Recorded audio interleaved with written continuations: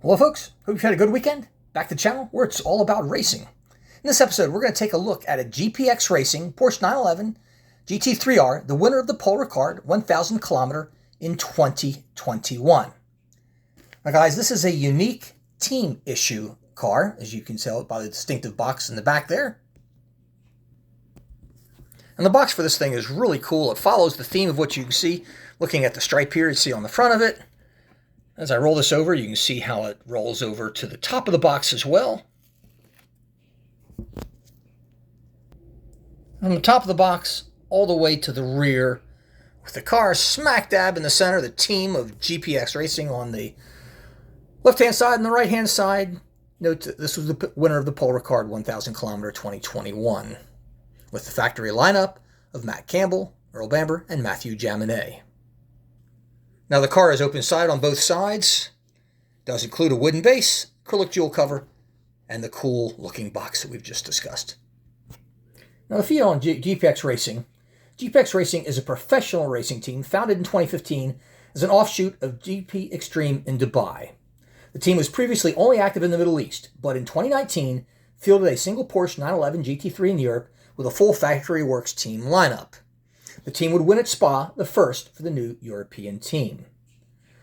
Now the team fields a two-car effort with Porsche Works drivers, this being one of those, in the GT World Challenge Europe powered by AWS Endurance Cup.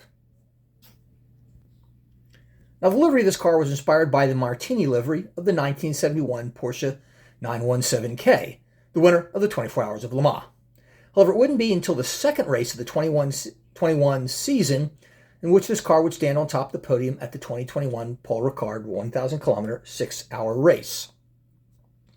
Now, one thing I'd ask you to take a look at, and some of you you may have already picked up on this, and that would be the number 22 designation of this car. You see it clearly on the door panels, on the nose of the car as they traditionally have, and you can see it on the rear of the car under the wing, and I'm going to pull this up so you can take a closer look at it there as well. Now, you probably guessed that this was the designation of the same number used by the 1971 Porsche 971K, number 22. Now, I mentioned earlier that I had a second car in my collection that ties in with GPX Racing. You probably recognize this car. I've done a video on it before. This was the Club, and this was a livery that they disguised. Believe it or not, this is a disguised livery, a test livery, at the Paul Ricard practice prior to the race in which this car would win. They did not want to unveil the livery at that time, so they used this, I think, rather cool practice livery for the number 40 car, which is what this car basically was. Now, this being a Spark car, the details on it are just absolutely fantastic. I can just tell you, right here, the fit, the finish, the decal work are phenomenal. Interior details are really, really good. They're very, very hard to see.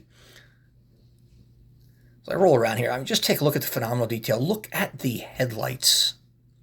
Look at all the little tiny inspection pieces that they have on the front grille, the tow hook, the fuel valve input.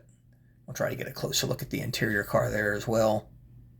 All the little tiny things, tear-off sheets, numbers on the windshield, Fanatec banner, all beautifully done.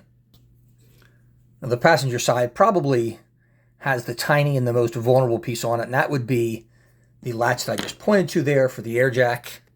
You've got two aerials on the top of the car.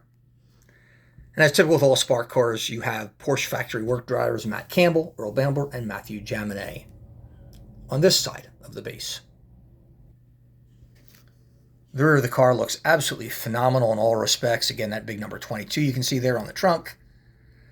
Rear diffuser, tailpipes, all the things you expect on a beautiful, nice looking Porsche 911 GT3. So folks, that wraps us up. Let me know what you think in the comment section. Thanks for watching, and I'll see you next time.